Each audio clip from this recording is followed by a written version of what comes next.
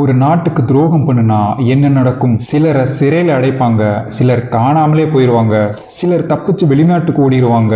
அப்படி ஓடுனவங்கள அந்த நாடு எவ்வளவு செலவானாலும் தேடிக்கிட்டே இருப்பாங்க. கண்டுபிடிச்சிட்டாங்க, அவ்வளோதான். இன்னைக்கு நான் உங்களுக்கு 2 உண்மை கதைகள் சொல்ல போறேன். ஒன்று ரஷ்யால, இன்னொன்று இந்தியால. 2 பேருமே தன் நாட்டுக்கு துரோகம் பண்ணிட்டு வெளிநாட்டுக்கு தப்பிச்சு ஓடுனவங்க.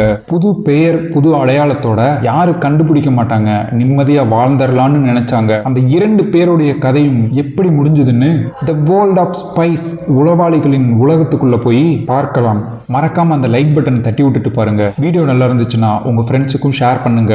முதல்ல ரஷ்யால நடந்த கதையை பார்க்கலாம். ஆகஸ்ட் 2023 ரஷ்யாவோட ஒரு Mi-8 மிலிட்டரி ஹெலிகாப்டர் ஒரு ரூட்டின் மிஷனுக்கு புறப்பட்டது. பைலட் பேரு மக்சிம் குஸ்மினோவ். அவரோட 2 க்ரூ மெம்பர்ஸும் போனாங்க. ஆனா அவங்களுக்கு ஒரு விஷயம் தெரியாதப்போ அந்த ஹெலிகாப்டருடைய பைலட் குஸ்மினோவ் ஏற்கனவே அந்த மிஷனை பத்தி உக்ரைன் இன்டெலிஜென்ஸுக்கு தெரிவிச்சு உக்ரைனுடைய சீக்ரெட் ஆபரேஷன் ப்ராஜெக்ட் சிந்தியால சேர்ந்துட்டாருன்னு அந்த ஹெலிகாப்டர் நேரா எதிர் டைரக்ஷன்ல பறந்து உக்ரைனுடைய டெரிட்டரிக்குள்ள லேண்ட் ஆச்சு. அவருடைய க்ரூ மெம்பர்ஸுக்கு இறங்கினதுக்கு அப்புறம் தான் தெரிஞ்சிருக்கு அவங்க உக்ரைனுக்கு போயிருக்காங்கன்னு. சரி, அந்த பைலட் ஏன் இப்படி பண்ணணும்? மோட்டிவேஷன் என்னன்னு பார்த்தா, உக்ரைன் ரஷ்யன் சோல்ஜர்ஸை டார்கெட் பண்ணி சரண்டர் ப்ரோக்ராம் ரன் பண்ணாங்க. உக்ரைனிடம் சரண்டர் ஆகிற ஒவ்வொரு ரஷ்யன் சோல்ஜர்ஸுக்கும் $5 லட்சம் பணமும் சேஃப்டியும் தரன்னு. குஸ்மினோவை பொறுத்த வரைக்கும் நடக்கிற போர்ல பங்கு கொள்ள அவருக்கு விருப்பம் இல்லை. அப்படின்னா ரிசைன் பண்ணிட்டு தான் நம்ம போயிருக்கணும், எதுக்காக உக்ரைனுக்கு போகணும்? இதுல நடந்த கொடுமையான விஷயம் என்னன்னா, கூட போன 2 பேர் அவங்க கீழே இறங்கி சரண்டர் ஆக மறுத்து ஹெலிகாப்டர்ல போனவங்க ஓடி தப்பிக்க முயற்சி பண்ணும்போது சண்டையாகி உக்ரைன்ல சுட்டுக் கொல்லப்பட்டார்கள். உக்ரைன் சொன்ன மாதிரியே சரண்டர் ஆன அந்த பைலட்டுக்கு $5 லட்சம் பணமும் ஒரு புது ஐடென்டிட்டியும் கொடுத்து ஒரு கடலோர அழகான நகரத்துக்கு அனுப்பியும் வச்சாங்க.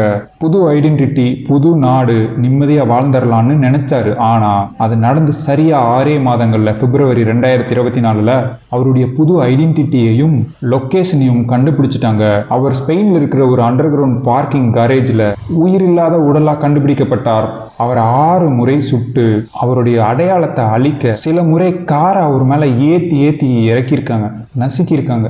அந்த பயன்படுத்தப்பட்ட கார் அங்கிருந்து கொஞ்சம் டிஸ்டன்ஸ்ல எரிக்கப்பட்ட நிலையில கண்டுபிடிக்கப்பட்டிருக்கு. எவிடன்ஸ் எதுவும் கிடைக்கக்கூடாதுன்னு எரிச்சிருக்காங்க. முதல்ல அங்க இறந்து போனது யாருன்னே கண்டுபிடிக்க முடியல, ஏன்னா முகத்தை செதைச்சிட்டாங்க. அப்புறம் ஃபிங்கர் பிரிண்ட்ஸை வச்சு செக் பண்ணி தான் ஓகே இவர் உக்ரைன்ல இருந்து வந்த குஸ்மினோவ் தான் அடையாளம் கண்டுபிடிச்சிருக்காங்க. அந்த அளவுக்கு கோரமா இருந்திருக்குது அவருடைய முடிவு. இதற்கு நேரடியா ரஷ்யா பொறுப்பேற்றுக்கலினாலும் யாரும் ஏத்துக்க மாட்டாங்க. ஆனா ஹிண்ட் கொடுத்தாங்க. ரஷ்யாவுடைய இன்டெலிஜென்ட் சீஃப் இவர் இறந்ததுக்கு அப்புறம் பப்ளிக்கா இவரை மாரல் கார்ப்ஸ், தார்மீக பிணம்னு சொன்னாரு. அதாவது இவருக்கு ஆல்ரெடி ஒழுக்கம், மனசாட்சி, கொள்கை எல்லாமே இவர்கிட்ட இறந்துருச்சு. அது எல்லாம் ஏற்கனவே இறந்து போன ஒருத்தருடைய உடல் தான் இதுன்னு ரொம்ப கேவலப்படுத்தி, நம்ம ஊர்ல எல்லாம் சொல்லுவோம்ல, டே நீ எல்லாம் போனத்துக்கு சம்பந்தான்னு, அதுக்கு ஈக்குவலான அதை விடவே ரொம்ப இன்சல்ட்டிங்கான அந்த லைன் தான் அது.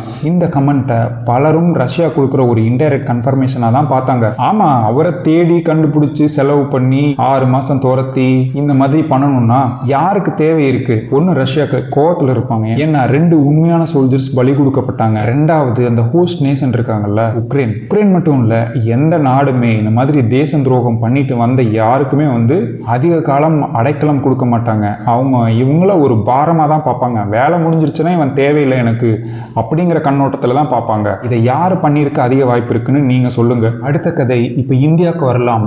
ரபீந்தர் சிங் இந்தியன் ஆர்மியில மேஜரா இருந்தவர்.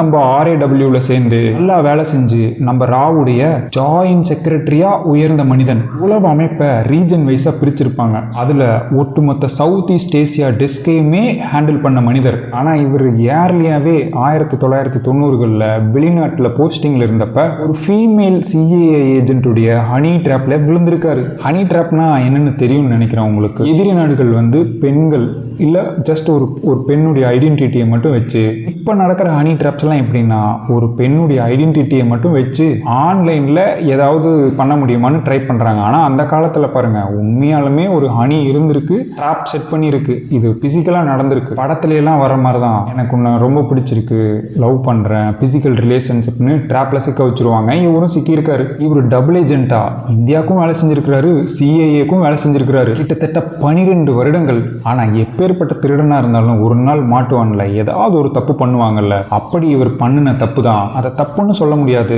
ஆனா மாட்டிக்கிட்டாரு. 2003 காலகட்டங்கள்ல இவர் கூட வேலை செஞ்ச ஒரு சப்பார்டினேட் ஸ்டாஃப் இவர் அடிக்கடி நிறைய ஃபைல்ஸை ஜெராக்ஸ் எடுக்கிறத பார்த்துருக்காரு. முக்கியமாக சவுத் ஈஸ்ட் ஏசியன் டெஸ்க்கு சம்பந்தமில்லாத நிறைய ஃபைல்ஸை ஜெராக்ஸ் எடுக்கிறத பார்த்துட்டே இருந்திருக்காரு தொடர்ந்து.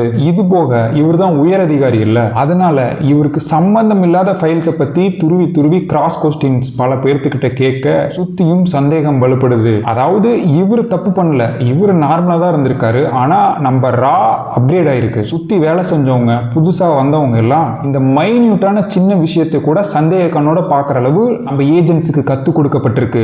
பெரிய ஆஃபீஸராக இருந்தாலும் நடவடிக்கையில் கொஞ்சம் சந்தேகம் வர நம்ம ராவுடைய கவுண்டர் எஸ்பியூனாக் யூனிட், அதாவது கவுண்டர் ஸ்பைங் யூனிட், அமர் பூசான்கிறவருடைய தலைமையில் இவரை பயங்கரமாக சர்வைலன்ஸ் பண்ணுறாங்க. பிசிக்கல் அண்ட் எலக்ட்ரானிக் சர்வைலன்ஸ் ரெண்டுமே அவங்களாம் கன்ஃபார்ம் பண்ணிட்டாங்க. ஆனால் கைது பண்ணுறதுக்கு ப்ரூஃப் வேணுமே, சாலிடான எவிடன்ஸ். இவருக்கு ஒரு ஃபேக் பைட் வைக்கிறாங்க, அதாவது பொறி இல்லாத ஒரு ஃபேக் ஹைலி கான்ஃபிடென்ஷியல் ஃபைலை உருவாக்கி அதுக்குள்ள இந்தியா ஹேக் பண்ணி இன்டர்செப்ட் பண்ண அமெரிக்காவுடைய டாப் சீக்ரெட் டிப்ளமேட்டிக் மெசேஜ் இருக்கிறதாகவும் அவங்க ஆபீஸ்க்குள்ள செய்தி பரப்பப்பட்டுச்சு. சிஏஏக்கு டபுள் ஏஜென்ட்டா வேலை செஞ்சுட்டு இருக்கிறாரு. இப்போ அவங்கள பத்தின ஒரு சீக்ரெட் ஃபைலை எடுத்துக்கொண்டே கொடுத்தா அவங்க எவ்வளவு காசு தருவாங்க? மனுஷன் இந்த ட்ராப்ல விழுந்துட்டாரு. நம்பரா புத்திசாலித்தனமா டைரக்டா அந்த ஃபைலை நீங்க பாருங்கன்னு அவர் கையில கொடுக்கல. இவங்களுக்கு நெருக்கமானவங்க பக்கத்துல வேலை செஞ்சுட்டு இருப்பாங்கல்ல, அவங்க கையில இவருக்கு தெரியற மாதிரியே இந்த ஃபைலை கொடுத்து இதை பத்தின ஏதோ பெருசா பேச்சுவார்த்தை நடந்துட்டு இருக்க மாதிரி பில்டப் பண்ண ரவீந்தருக்கு பேராசை, கிரீடு. ரவீந்தர் ரா வச்ச பொரிய கடிச்சிட்டாரு. எப்படியாவது அதை கண்டுபிடிக்கணும்னு மனுஷன் நேரா அந்த பக்கத்துல வேலை செஞ்சுட்டு இருப்பாங்களுடைய அவருடைய ரூமுக்குள்ள போறாரு. கேஷுவலா அங்க இருக்க ஃபைல்ஸ் எல்லாம் பாக்குற மாதிரி பார்த்து இந்த ஃபைல் எடுத்து, இது பார்க்க ரொம்ப இன்ட்ரெஸ்டிங்கா இருக்கு, இதை சில மணி நேரங்கள் நான் எடுத்துட்டு போகட்டுமா, சும்மா படிச்சு பார்க்கணும்னு கேட்க அந்த கூட வேலை செய்யற கொலிகும் சரி எடுத்துட்டு போங்கன்னு சொல்லிட்டாரு. இது அவருக்கு சம்பந்தமே இல்லைனாலும் மனுஷன் அதை எடுத்துட்டு போய் ஜெராக்ஸ் போட்டோ காப்பி பண்ண ஆரம்பிக்க இவரோட தான் எலக்ட்ரானிக் சர்வேலன்ஸ் பண்ணிட்டு இருக்காங்களே மாட்டிட்டாரு. இந்த இன்சிடென்ட்க்கு அப்புறம் இவரை உடனடியாக கைது பண்ணணும்னு கவுண்டர் ஸ்பை யூனிட் சொல்லியிருக்காங்க. ஆனால் பொலிட்டீஷியன்ஸ் மேலிடமெல்லாம் இவருடைய அந்த அமெரிக்க ஹேண்டலர் யாருன்னு கண்டுபிடிக்கணும், அதுதான் சாலிட் ப்ரூஃப்னு சொல்ல இவருடைய அரெஸ்ட் தள்ளி போகுது. ரவீந்தர் சிங் ஒரு ட்ரெயினட் ஸ்பை, அவரை சுத்தி நடக்கிற அந்த சின்ன சின்ன மாற்றங்களை அவர் கவனிக்க ஆரம்பிக்கிறாரு. திடீர்னு அவருக்கு முக்கியமான ஃபைல்ஸ் கொடுப்பாங்கல்ல, அதையெல்லாம் ரா கொஞ்சம் கொஞ்சமா கம்மி பண்றதை கவனிக்கிறாரு. முக்கியமான மீட்டிங்ஸ் எல்லாம் இவரை அவாய்ட் பண்ணிட்டு நடத்துறாங்கிறதையும் கவனிக்கிறாரு. கூடவே 24 மணி நேரமும் இவர் செல்லும் இடமெல்லாம் ஒரு காரோ பைக்கோ யாராவது ஒருத்தர் வால் மாதிரி இவர் தொடர்ந்து வந்துட்டே இருக்காங்கிறதையும் கவனிக்கிறாரு. ஃபைனல் சேஞ்சஸ், ராவுடைய ஆபீஸ்க்குள்ள இவருடைய ஆபீஸ்க்குள்ளேயே சில இடத்துக்கு போறதுக்கு இவருக்கு அனுமதி மறுக்கப்பட, கூடவே பேங்க்குக்கு போய் இவர் பெரிய அமௌண்ட் ஏதாவது எடுக்கலாம்னு முயற்சி பண்ணா கரெக்டா இவருக்கு மட்டும் டெக்னிக்கல் எரர் வரதையும் கவனிக்கிறாரு. ட்ரைனடு ஸ்பை அல்லவா, புரிஞ்சுக்கிட்டாரு எந்த நேரத்திலையும் இவர் அரசு செய்யப்படலாம்னு. சுதாரிச்சுக்கிட்டு மனுஷன் தப்பிச்சு போக முடிவு பண்ணி மே 1, 2004 இவர் சூஸ் பண்றாரு. அது ஒரு சனிக்கிழமை, வீக்கெண்ட் ஹாலிடே, ஆபீஸ் ஸ்டாஃப்ஸ் லீவ்ல இருப்பாங்க, சர்வேலன்ஸ் கொஞ்சம் தளர்ந்து இருக்கும், முடிவெடுக்கும் சீனியர் ஆபீசர்ஸ் எல்லாம் ஆஃப் டியூட்டியில் இருப்பாங்கன்னு கரெக்டா கணிச்சு மே 1 நைட்டு தெளிவா அவருடைய காரை அவர் வீட்டில் பார்க் பண்ணிட்டு வேற ஒரு ரிலேட்டிவோடைய காரை வாங்கிட்டு நேரா மனுஷன் நேபாள் பார்டருக்கு வண்டியை விட்டாரு. அப்ப இந்தியால இருந்து நேபாளுக்கு ரோடு வழியா போக பாஸ்போர்ட்டோ விசாவோ தேவையில்லாம இருந்துச்சு. நேபாளுக்கு போனோன்னுமே ஒரு சிஐஏ ஆபீசரை சந்திக்கிறாரு. போலி பாஸ்போர்ட் விசாவெல்லாம் ரெடி பண்ணி அங்கிருந்து இவர் யூஎஸ்க்கு தப்பிச்சு போயிடுறாரு. திங்கக்கிழமை காலையில லீவ் முடிஞ்சு வந்த RAWக்கு ஒரு ஷாக்கு. ரவீந்தர் எங்கப்பா காணும்னு பாக்குறப்ப இவர் அமெரிக்காக்கே போயிட்டாரு. செம புத்திசாலி இல்ல, ஏஜென்ட்னா சும்மாவா? கொஞ்சம் டைம் கொடுத்தாங்க, ஏஜென்சியவே ஏமாத்திட்டாரு. அப்புறம் கவுண்டர் ஸ்பை யூனிட் தேடுதல் வேட்டையை ஆரம்பிக்க இவர் மிச்சம் வச்சுட்டு போன இவருடைய எலக்ட்ரானிக் டிவைசஸ்லாம் இருக்கும்ல, அப்படி இவர் லேப்டாப்பை தேடுறப்பதான் ஒரு பெரிய ஷாக்கான விஷயம் வெளிவந்தது. கிட்டத்தட்ட அந்த 12 வருஷத்துல 20,000 ஹைலி செக்யூர்டு கிளாசிஃபைடு இந்தியன் ஃபைல்ஸை மனுஷன் சிஏஏக்கு அனுப்பியிருக்காரு. இவர் தப்பிச்சு போய் 2 வருடங்கள் கழித்து 2006 இந்தியா இவர் எங்க இருக்காருன்னு கண்டுபிடிச்சாங்க. சிஏஏ தான் இதுக்கு பின்னாடி இருக்குங்கிறத எவிடன்ஸ் எல்லாம் கலெக்ட் பண்ணி இவருடைய எக்ஸாக்ட் அட்ரஸ் 761 கெய்தலி Drive, Great Falls, Virginia, United ஸ்டேட்ஸ்ல குடும்பத்தோட ஜாலியா வாழ்ந்துட்டு இருக்காரு. இவர் எங்களுக்கு வேணும்னு ராவுடைய சீஃப் டெல்லியில் இருக்கிற சிஏஏவோட ஸ்டேஷன் சீஃபுக்கு ஒரு சம்மன் அனுப்புனாரு. சிஏஏ இதுக்கு எங்களுக்கு சம்மந்தம் இல்லைன்னு கையை விரிச்சிட்டாங்க. ப்ரூஃப் எல்லாம் காமிச்சுமே டினே பண்ணிட்டாங்க. ஒன்றும் பண்ண முடியாது, என்ன பண்ண முடியும்? திரும்பவும் 2007 நம்ம சிபிஐ இன்டர்போலுக்கு ஒரு ரெட் கார்னர் நோட்டீஸ் வழங்கி இந்த ரவீந்தரை அரெஸ்ட் பண்ணி நாடு கடத்தணும் இந்தியாவுக்குன்னு. இன்டர்போல்ங்கிறது அமெரிக்காவுக்கு சொந்தமானது கிடையாது, அது இன்டர்நேஷனல் கிரைம் போலீஸ் ஆர்கனைசேஷன். அவங்க நடுநிலையாக தான் இருந்திருக்கணும். இருந்தாலும் அமெரிக்கா ஒரு ஒரு பவர்ஃபுல் மெம்பர் இன்டர்போலில். அதனால அமெரிக்காவுக்கு சாதகமாக இந்த இன்டர்நேஷ்னல் அரெஸ்ட் நோட்டீஸை கம்ப்ளீட்டாக பிளாக் பண்ணிட்டாங்க. 2007 இது சாத்தியம் இல்லை, அவர் நாடு கடத்தி கொண்டு வர முடியாதுன்னு இதை அப்படியே விட்டுட்டாங்கரா. 2007 2016 வரைக்கும் அமெரிக்காவில் நிம்மதியான வாழ்க்கையை வாழ்ந்துட்டு இருந்தார் நம்ம double agent. Until one day US local police கிட்ட இருந்து ஒரு ரிப்போர்ட் வருது, ஒரு மனிதன் ரோடு டிராஃபிக் ஆக்சிடென்ட்ல இறந்துட்டான்னு. ஒரு ஏஜென்ட் கிட்ட இருந்து இன்ஃபோஸ் இல்லைன்னா அவனுக்கு அங்கே வேல்யூ இல்லை. அமெரிக்கா இதுக்கு பெருசாக எந்த இன்வெஸ்டிகேஷனும் பண்ணல, அவருடைய ஃபைலை சிம்பிளாக ஆக்சிடென்ட்னு க்ளோஸ் பண்ணிட்டாங்க. காரணம் அதில் எந்த யூஸும் இல்லை.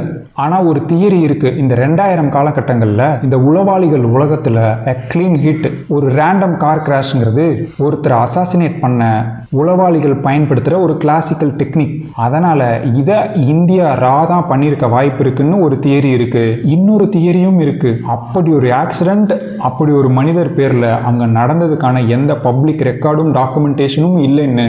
மேபி அது ஒரு ஃபேக் ட்ராமாவாக கூட இருக்கலாம், அவர் இன்னும் கூட வாழ்ந்துட்டு இருக்கலாம். ஆனால் இந்தியாவுடைய டாப் இந்தியன் கவர்மெண்ட் சோர்சஸ் அவங்க இந்தியன் மீடியாஸ்க்கு கொடுத்த தகவல் என்னன்னா, அவரை பற்றின தகவல் அது ஒரு சாதாரண சோகமான இறப்புன்னு ஒரு லைன் சொல்லியிருக்காங்க. இதை நம்ம ரஷ்யன் சீஃப் ஒரு லைன் சொன்னாங்கல்ல, அது கூட கம்பேர் பண்ணி இந்தியா கொடுக்குற ஒரு மறைமுக ஸ்டேட்மெண்ட், ஆமாம் நாங்கள் தான் பண்ணணும் அப்படி கூட எடுத்துக்கலாம். இந்த உளவாளிகள் உலகத்தில் நாம் இந்த மாதிரி விஷயங்கள் எல்லாம் ஜஸ்ட் அசியூம் மட்டும் தான் பண்ணிக்க முடியும், உண்மை என்னன்னு அவங்களுக்கு தான் தெரியும். ஆனால் ஒன்று உறுதி, நாட்டுக்கு துரோகம் பண்ணால் அவங்களுடைய முடிவு சாதாரணமாக இருக்காதுங்கிறது தெளிவாக தெரியுது இதிலிருந்து. இந்த வீடியோ சுவாரஸ்யமாக பயனுள்ளதாக இருந்திருக்கும்னு நம்புகிறேன். இன்னொரு வீடியோவில் சந்திக்கலாம். நன்றி. ஜெய்ஹிந்த்.